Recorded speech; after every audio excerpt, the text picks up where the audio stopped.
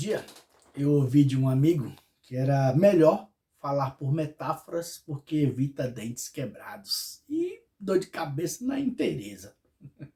Isso porque as pessoas elas não estão preparadas para ouvir críticas ou sugestões sobre o que você vem fazendo na vida profissional, principalmente na cultura.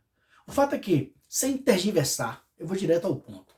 Os governos municipais não se dão conta que colocam na pasta da cultura pessoas com visão estrábica. E, tal qual o estrabismo, sem nenhuma menção pejorativa nem preconceituosa para quem possui esse problema muitas vezes hereditário, podemos afirmar que a visão gerencial no campo cultural de quem está nesta condição é classificada de três maneiras. Primeiro, a visão convergente, quando o gestor não consegue enxergar que o Conselho de Cultura pode ser um aliado poderoso na sua gestão.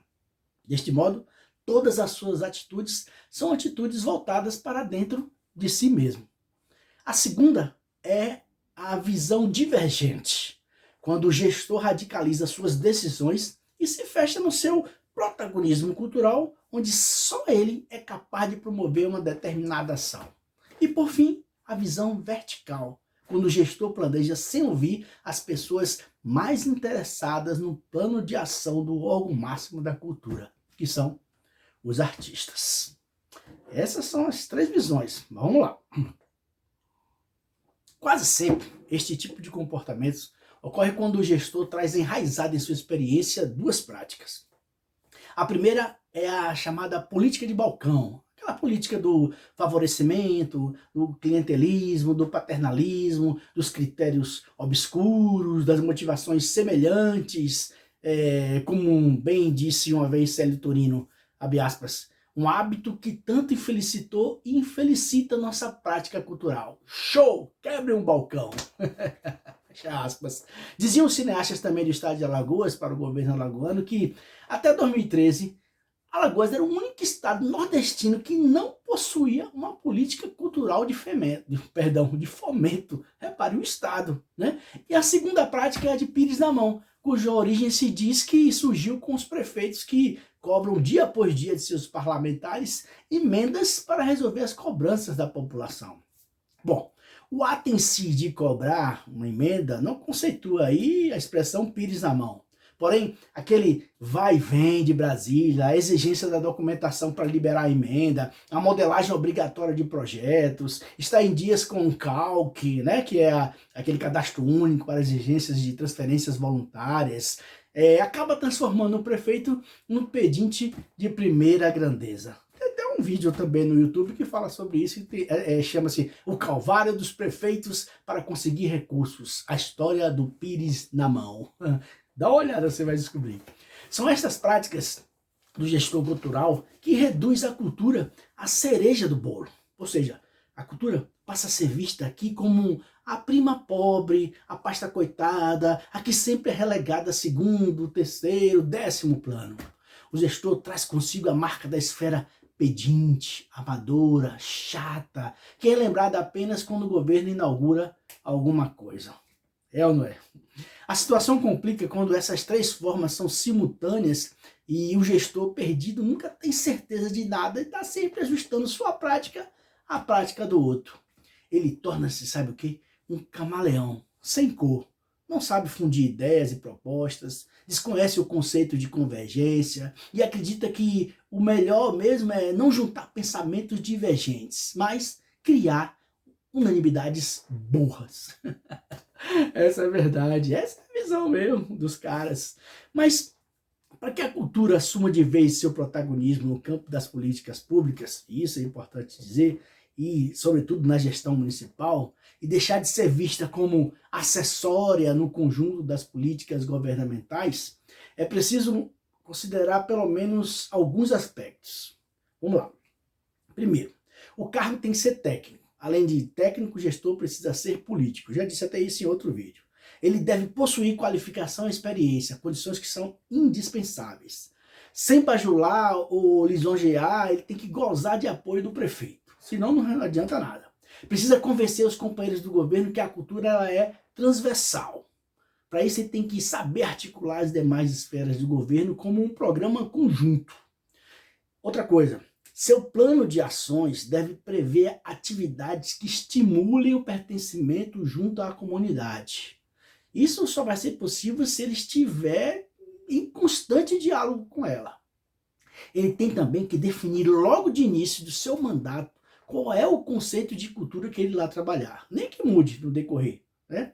E também mapear toda a comunidade cultural. Na sua sala tem que ter um mapa lá, onde ele pode traçar sua ação, suas metas, seus objetivos já alcançados, identificar os grupos, as instituições, os coletivos no município, enfim, tá?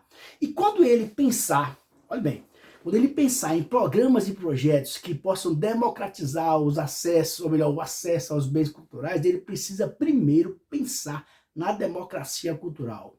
Não adianta levar a orquestra sinfônica para a comunidade se a comunidade nem sequer foi ouvida, né? Se queria ver ou não uma orquestra sinfônica. Ele tem que esquecer de vez a função de produção.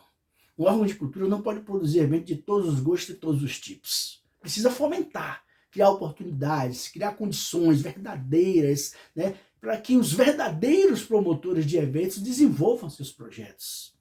Outra coisa, no seu planejamento estratégico, não pode faltar programas de formação e capacitação dos artistas e dos técnicos. Ele tem que criar objetivos e metas que possam ser alcançados.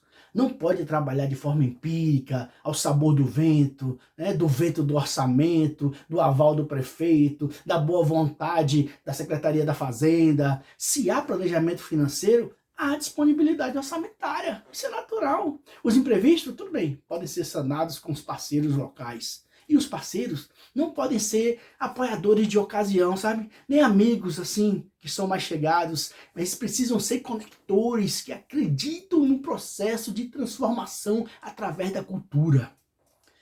Olha, o gestor cultural tem que entender que seu principal foco deve ser a reterritorialização. É isso mesmo. Como é que diz isso aí? O que é isso, na verdade, né? É porque, mesmo no âmbito global, surgem espaços destinados aos produtos típicos.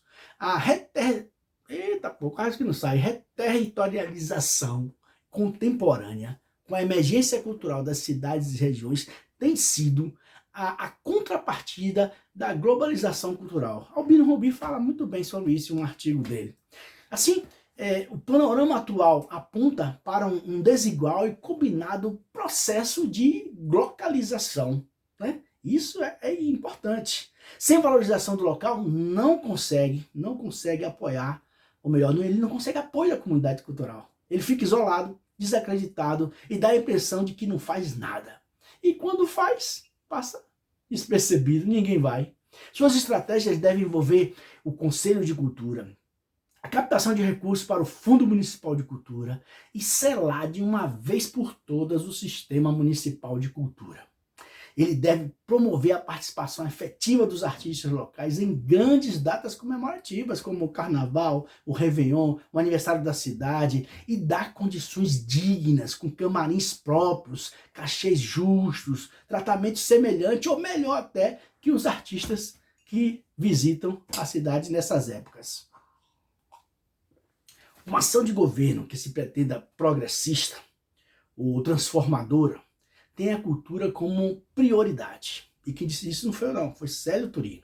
Não dá para agir assim se os gestores culturais continuarem com esta visão estrábica e também míope, né? O que requer aí um outro artigo para esclarecer e convencer de que um verdadeiro gestor de cultura tem que ter olho de Tandera. Sua capacidade de enxergar tem que ir além do que está no seu campo de visão. Entenda isso, meu amigo. Sem alinhamento não tem convergência. Se ele consegue municipalizar a cultura, ele consegue ampliar o orçamento, o cara vira uma referência. Ele é copiado, é lembrado, é apontado como uma figura exemplar, ímpar, e seu nome estará nos anais da história. Tudo bem. Se não conseguir nem sequer pensar assim, cada olho, assim como no estrabismo, irá formar uma imagem diferente do que ele tinha pensado, né, do objeto. Afinal, sem alinhamento, como eu disse, não há convergência. É claro que nesse cenário aparentemente caótico, aparentemente não caótico, existem bons exemplos que se espalham pelo país, como o município de Goiânia, em Pernambuco, eu lembro que na época eles investiam 2% do orçamento anual em cultura. Poxa, era fantástico isso. 2% do orçamento na cultura, cara, é o sonho de qualquer gestor cultural, né? É fantástico, fantástico. Ó, uma outra questão é você imaginar aí, por exemplo, um conselho de cultura que não compreende seu papel e sua função. Tem até um vídeo que eu fiz sobre isso, qual é o papel do conselheiro de cultura. Agora, se você somar isso a um gestor cultural despreparado e divergente, qual é o resultado? Uma política cultural inexistente e um sistema inoperante. Todos esses aspectos aqui que eu falei, você só vê de novo o vídeo, devem ser considerados de forma assim conjunta e nunca isoladamente. Senão sua administração vai recair em uma ou mais classificações estábicas da que eu falei.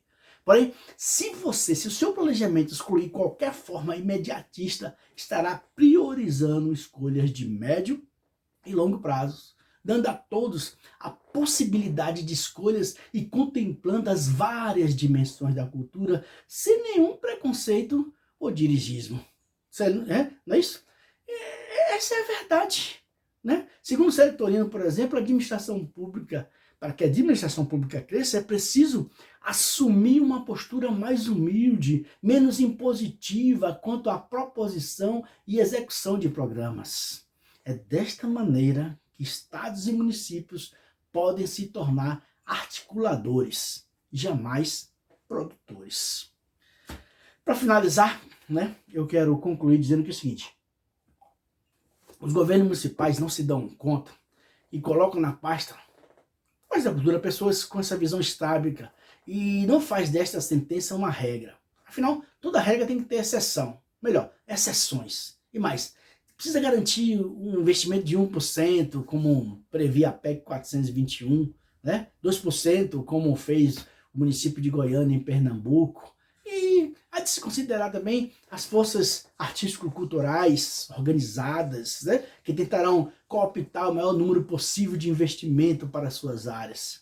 E também, é claro, se o gestor não tiver a capacidade de saber fatiar o bolo, de controlar os egos, que não é fácil no meio artístico, fortalecer as tradições, impor limites, provocar intervenções, dificilmente nós teremos ações estruturantes, projetos sustentáveis e programas de fortalecimento para a diversidade cultural.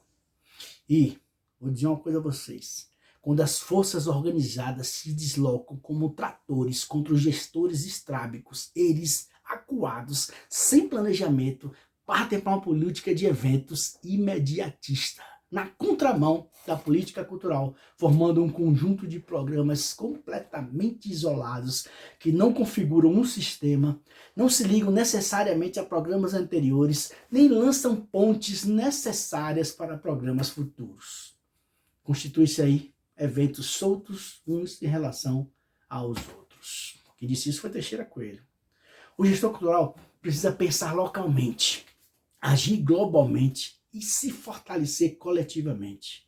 O desejo de construir em conjunto, de unir forças, não o torna incapaz na condução de seus trabalhos. Pelo contrário, demonstra liderança, legitimidade, segurança, competência e capacidade de congregar em um mesmo ambiente pensamentos divergentes, ações estruturantes e relações horizontais. Valeu?